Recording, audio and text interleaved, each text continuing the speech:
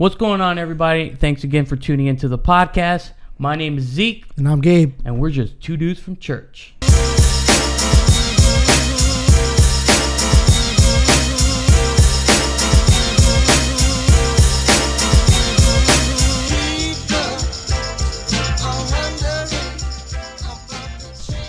Today, for today's topic, we want to talk a little bit about who we surround ourselves with. We know that it's very important in our lives, being that we're from church, even if, you're doing something outside of church, it is important who we surround ourselves with. It's super, super important. And being that we're from church, we have goals, right? And I know as well as yourself that we have that goal that we want to get closer to our Heavenly Father, right? And we strive to become better and better, just to get closer with Him, the ultimate goal of salvation. And what happens with that is that sometimes that opposing force tends to, he doesn't want that to happen, Absolutely. Be frank. He doesn't want that to happen. And sometimes it's sad to say, but he'll use the people that surround us, and I'm not going to sit here and say, family, friends, it's people that we're close to. And sometimes, these certain people, can rather push us towards that goal or draw us further away from that goal. Whether it be through, bad habits and whatnot, or it's all about what you're striving for. And I just before the podcast, we were taking a look at the Bible app here, and I stumbled across the book of Proverbs, right? And chapter 13, verse 20. And the verse says, "Walk with the wise and become the wise. Mm-hmm. For a companion of fools suffers harm." So we know there's a positive and a negative on this. And what the scriptures basically say is who you surround yourself with, that basically will determine what your outcome is. And I know, listen, there was plenty of times that we can talk about where we're heading in the direction, and like I said, sad to say that we sometimes surround ourselves with people that aren't the best at whether it's motivation or hey, you can do it. Yeah, I think that's a key. I mean, you hit all the nails on the head already. You know what I'm saying? But I think, like you said, I think it's important that in life we set goals. Right. We're church-wise, in our daily lives, wherever it is, we should be setting goals that, hey, I want to hit this milestone, I want to hit this goal, I want to achieve this. And I think the error sometimes in our lives is we think we can do it alone, or we think we are alone. Right? Two separate things. Right? Some people think, hey, I'm high and mighty, I can do it myself, I know everything, I can do it. Some people feel like they have no one to help them accomplish something. Right? Exactly. And I think it's super important, and it is a topic that's super important in our walk of faith and everything, because we see this every day of our lives, right? And we were just talking about it, right? It's like you have those days where you're at work or wherever you're at, right? And you're having a good day, and right, like you talked about it before, it's like you're going with your worship music on, right? You're starting to get in a mindset, and your day's starting off good. You have your coffee, you have all this. I'm like, it's gonna be a good day, right? You get to work. We've talked about it many times, right? And then someone just says something, or they get you upset, and they're just all in a bad mood. And what does it do to you? It just changes our emotions start to change, because as humans, that's what happens, right? Whatever we surround ourselves, whatever is at us at the moment, our emotions start to feed off that. It's not like something you can get away from because you're at work. It's not like it's like I can't deal with this. I mean, you can if you want. You're gonna get fired, right? You ain't coming back tomorrow. But I think that's why we're talking about it, is like when we set goals and we start to surround ourselves with people that are not like-minded people, that are not striving for the same things we're striving for, you're making it more difficult, right, to achieve whatever we're trying to achieve. And that's the important thing that we want to get to. Is like an example, like we're talking about, is let's say I'm playing baseball, right, and my goal is to make it into college or to make it to the major leagues, whatever it is, right? But the people I'm surrounding myself with only know how to play football. They've never played baseball. They don't know the rules. They don't know anything, right? You're gonna be a very aggressive baseball player. Exactly. But now what I'm doing is, in the times of I'm doubting, oh, can I make it? Am I good enough? Or how can I fix something? I'm gonna go back to them. Hey guys, I don't know, right? So now the people that I feel are closest to me, the people that I feel that I trust the most, right, because they have other goals and other aspirations, or maybe at that moment they're not in the same wavelength that you are in, right? So the same way in our it could be in our jobs, it could be financially, it can be trying to find a wife, a husband, it can be in the church, you wanted to learn to play music, you wanted to be a better preacher, whatever it may be, right? You wanting to learn to pray better or pray more. How are you going to do that? Yeah. Right? How you're going to get better at something? I've always learned you hang out with people that are better than me. Like when I used to play baseball and everything, I used to love hanging out with people that are better than me. Yeah. Because that's gonna push me, because I know, oh, they're ahead of me. Yeah, I gotta work. I gotta work hard, right? But if I'm hanging with people that I know don't know a lick of baseball, I'm like, I'm gonna slack off a little. It's like, I'm good. Yeah. Right. In the same way in our spiritual lives and our regular lives, it's like you want people that, not per se that you feel, hey, I'm better, because I think we have to have confidence that we're good at things we do. But the people that are going to push you, they're going to make you strive for more, to work harder, to do more in things. And I think that's what's going to help us get closer to our goals and our aspirations. Yeah, and it's like what you were saying before about the whole baseball thing. I think in just different avenues, you know, whether it's, for example, fitness, you know, you see that person that's committed, and I feel as though at one point in my life, I felt like I wanted to take that, you know, fitness journey, you know, and we all do at some point. And I was actually going with my brother-in-law, and he would tell me like, hey Zeke, listen, you know, I'm training with this guy. Like, you don't have to do everything that I do, because I'm actually training for something.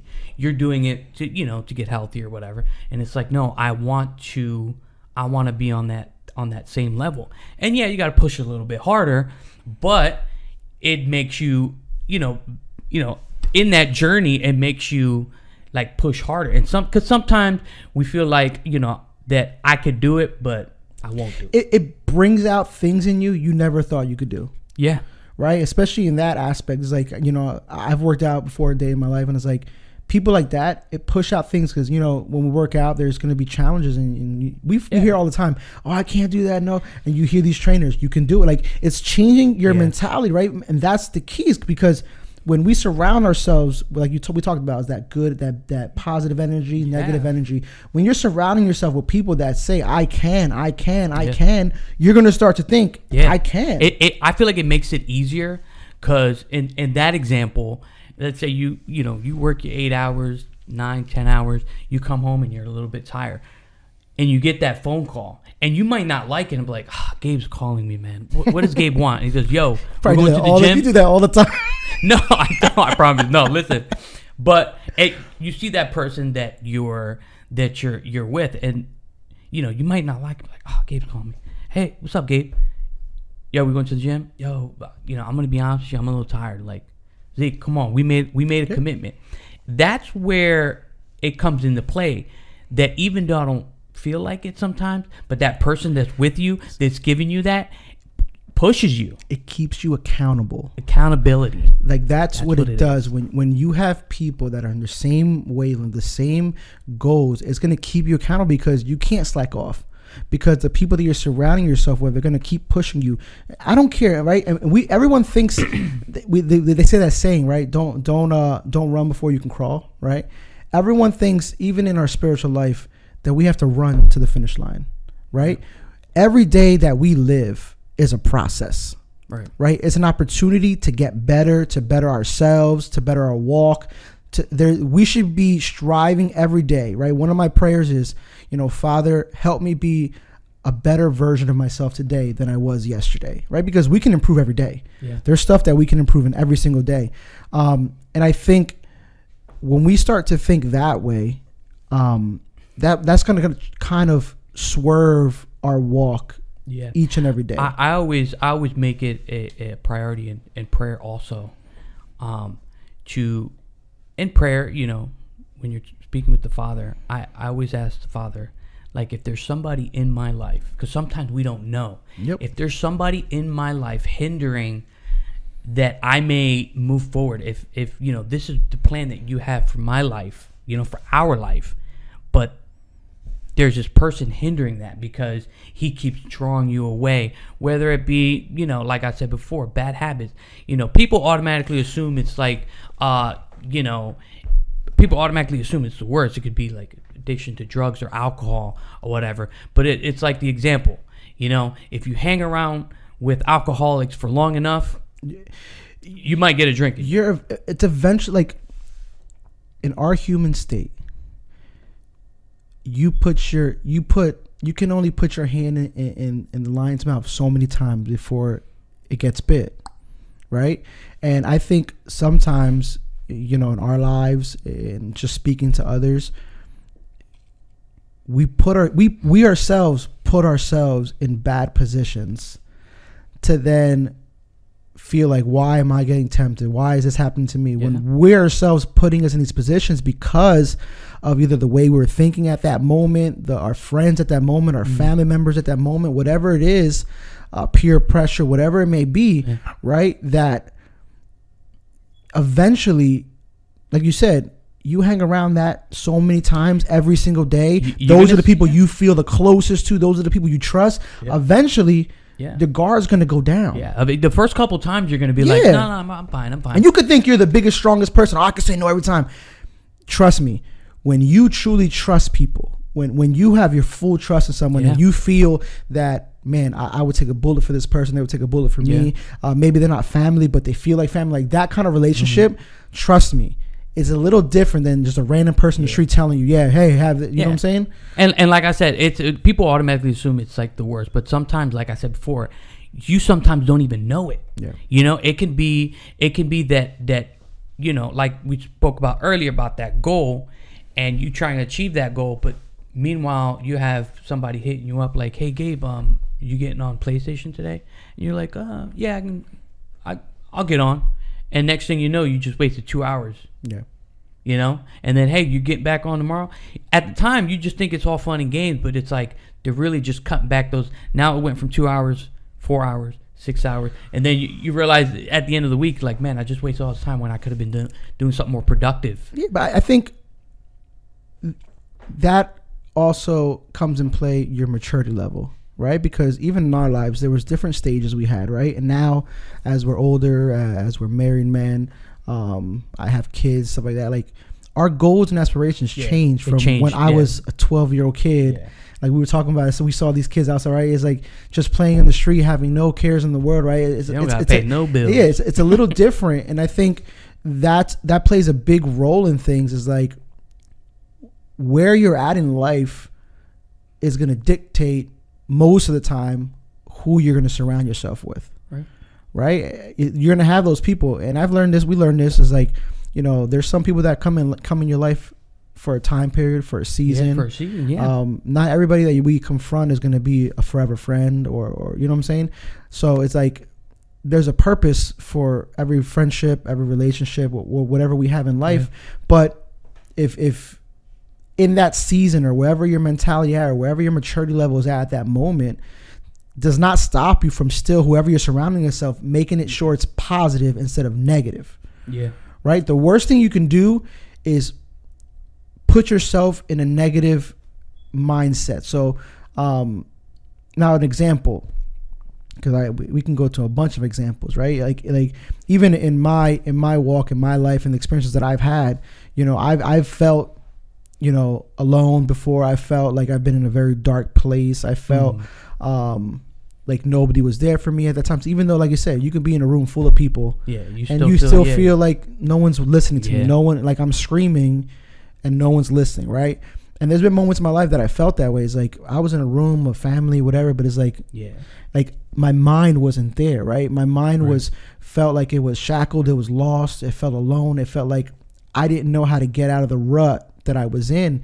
And if I can't go to my family members, if I couldn't go to my parents, who was I going to?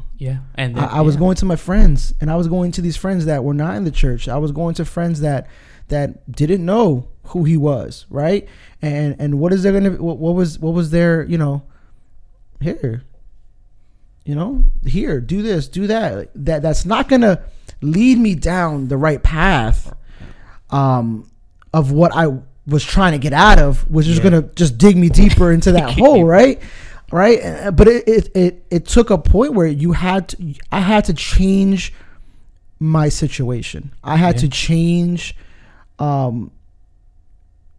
where I was at or what I was looking at, right? And recently, right, one of the shows that I really been getting into, we talked about it, was Beyond Scared Straight or something like that. Oh yeah, right. Yeah, I know what you're talking and about. I've been watching that, but you see the importance of this. Is like when I'm surrounded, when all I can do is look at four walls for however long it is, anybody's gonna go crazy, right?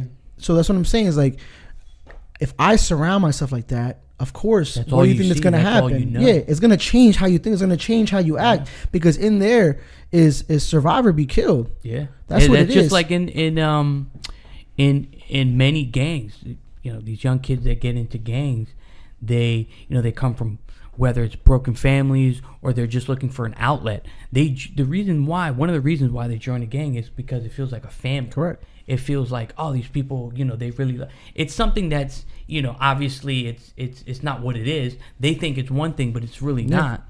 And it's that sense of like, oh, these people are, like you said before, you feel comfortable around them, you trust them, you gain that trust, and it's really not what it is. And that's exactly what they say in the show. All the kids that either are gang affiliated or they're inside a gang, that's my family.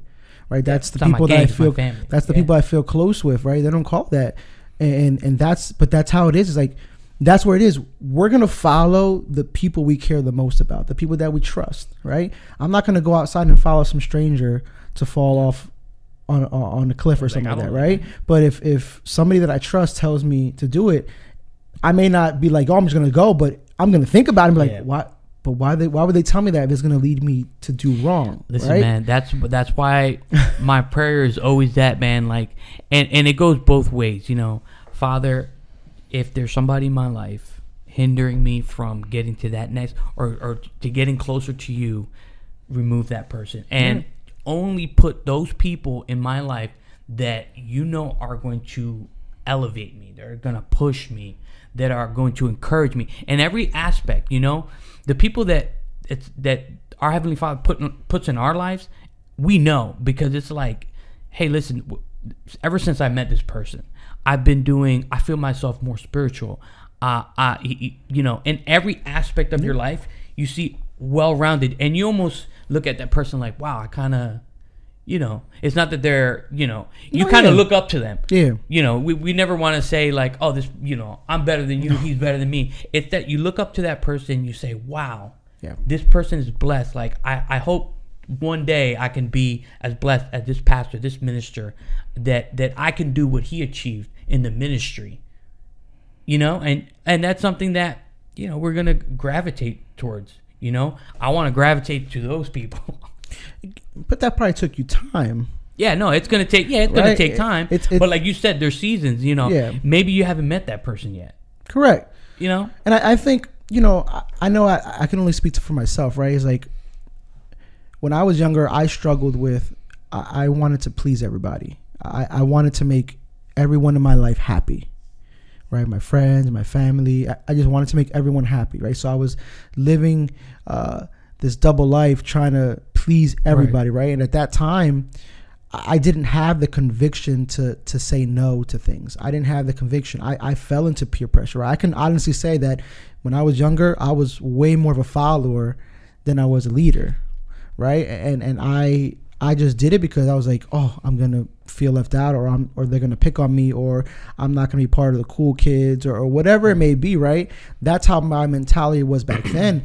My conviction now has drastically changed. Even like later on in my life, has drastically changed. That peer pressure was nothing for me. But when I was growing up younger, Yeah. it was huge for me, because I didn't want to be that kid like, oh, that one's too good for it. Like, you know what I'm saying? Like I didn't want to be treated that way. And I think sometimes a lot of people fall into that. They fall into that, wanting to please everybody, wanting to make everyone happy, wanting to fit into all these things, when the Bible clearly tells us we have to shine like a light, right? We have to be the change. We have to be the difference. And sometimes as believers, we make it more difficult for ourselves because we want to camouflage ourselves with the world. We want to blend in to what the world is living, so people can't be like, it's that one.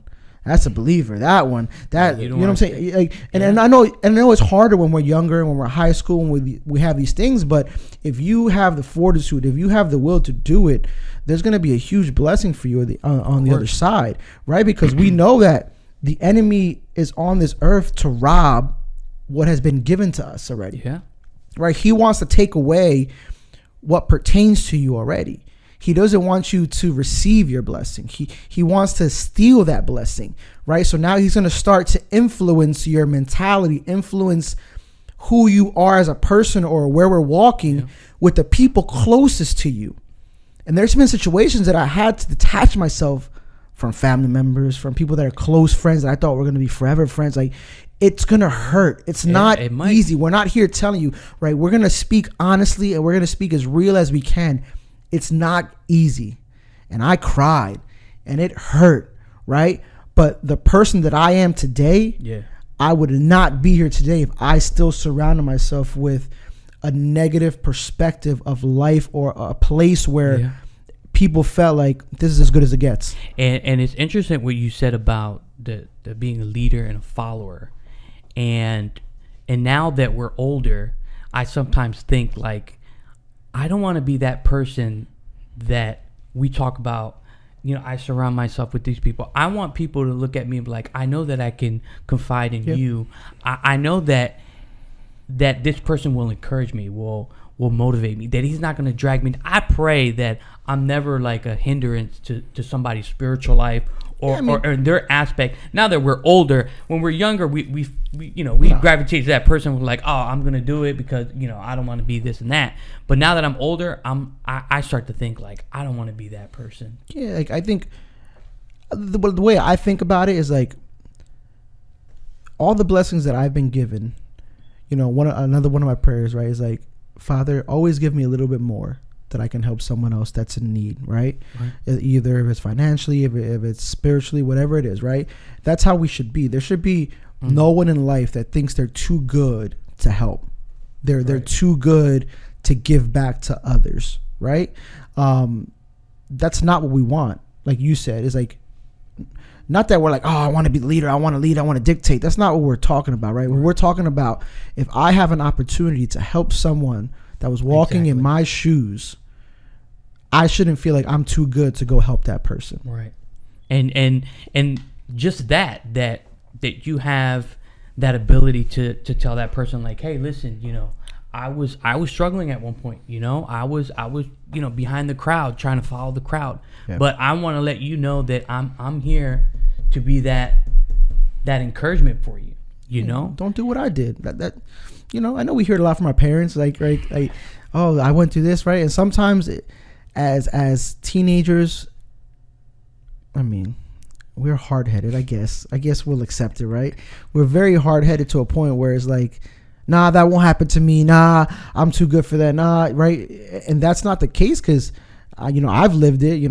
My parents, oh, don't do this, don't fall in the same steps, don't do the same mistakes I did. Make your own mistakes. And what did I do? I made a lot of the same mistakes, right? I had to deal with it my way, or my way of thinking, and that's what had to change in my life. Is like, there's people that were around me the whole time that wanted to help, that were willing to help me.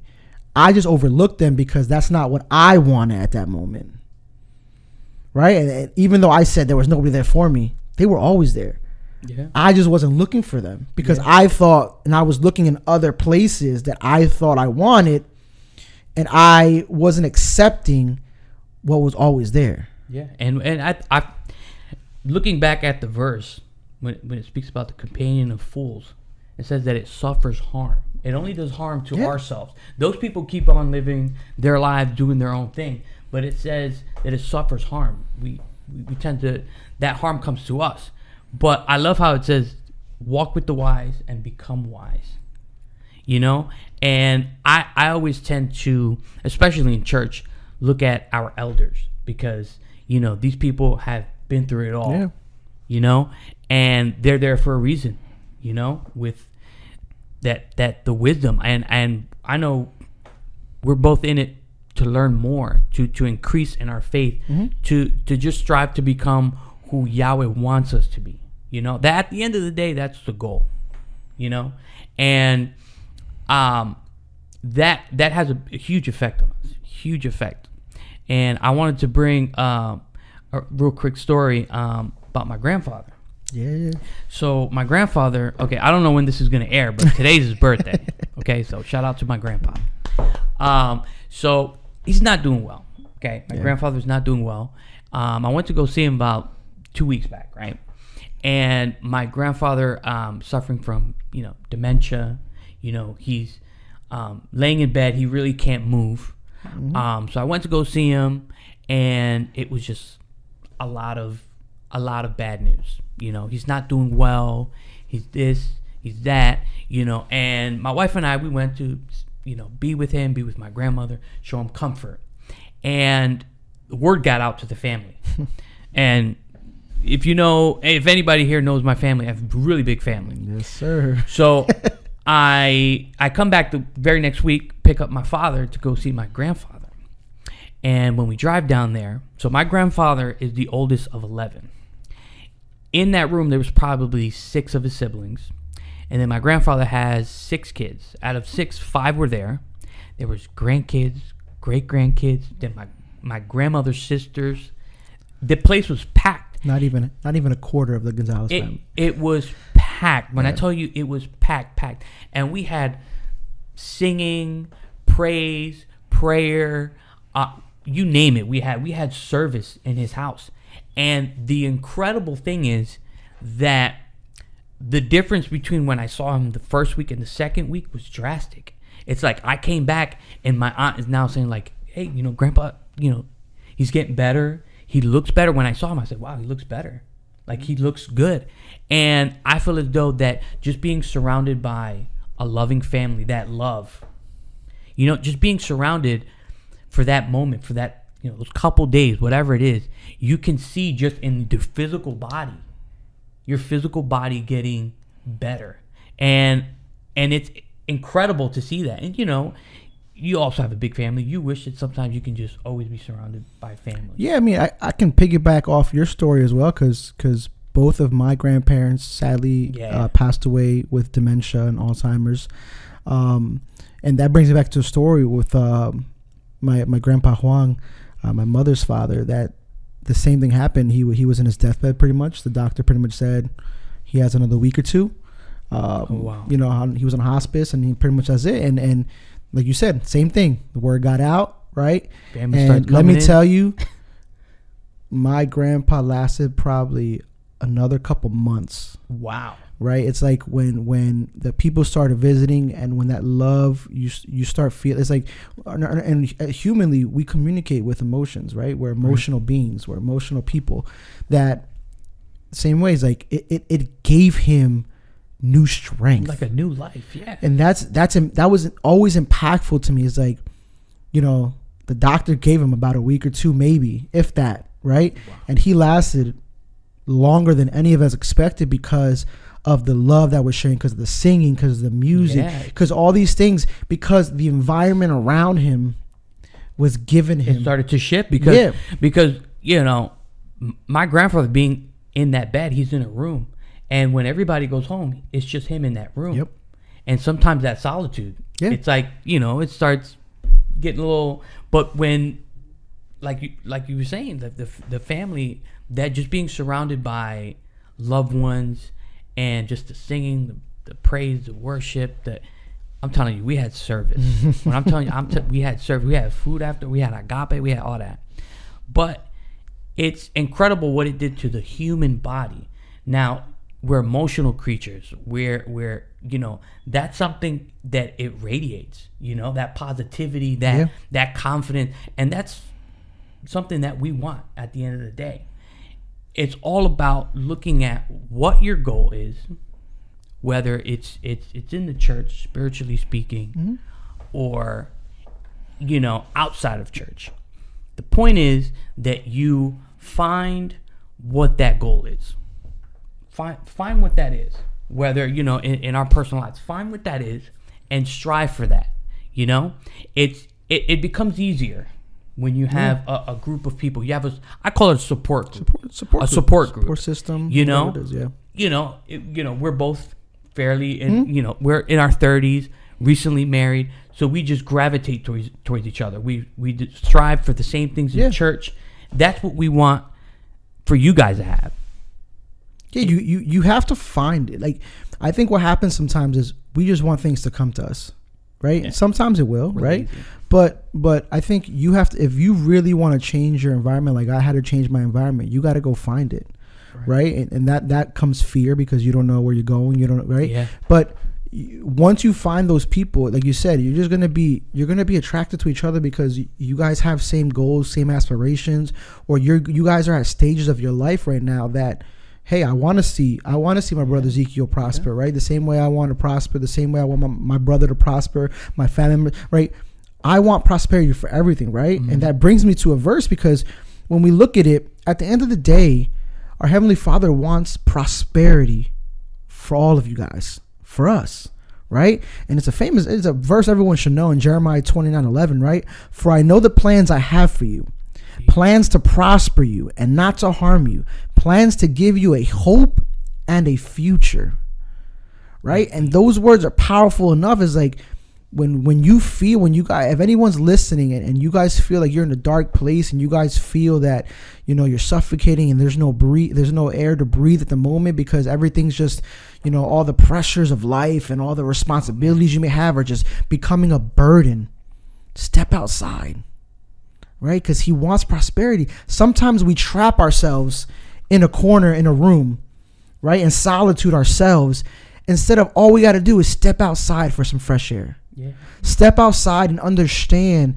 that our Heavenly Father wants to bless us, right? It says he doesn't want to harm you. He has plans for a better future for you and for hope. We just have to put ourselves in positions to be able to receive that. We gotta set our, like you said, our support system around us, that when Ezekiel feels weak, I can text him, hey, bud, you want to do a prayer? You want to do something? Or he comes to me, he's like, Gabe, I'm not feeling good. I think, you want to help me pray? That's what we're here for, right? We're here to lift each other up, not to let each other fall. If people around you are letting you fall, if people around you are leading you down and putting you in places in your heart you shouldn't be, look yourself in the mirror. Evaluate yourselves. It's time to surround ourselves with people that are going to push us, like you said, to be able to reach our goals and conquer our goals at the end of the day. And just to add to that, if you're in that crucial moment right now, the best thing that I can look at as far as in the scriptures is when our Heavenly Father says, "Be still." You know what your goal is. You know what you want to accomplish. Be still. Evaluate your life right now, and analyze who you're surrounding yourselves with. Okay, and I pray that if there's anybody in your life hindering you from achieving that goal, that they may be removed.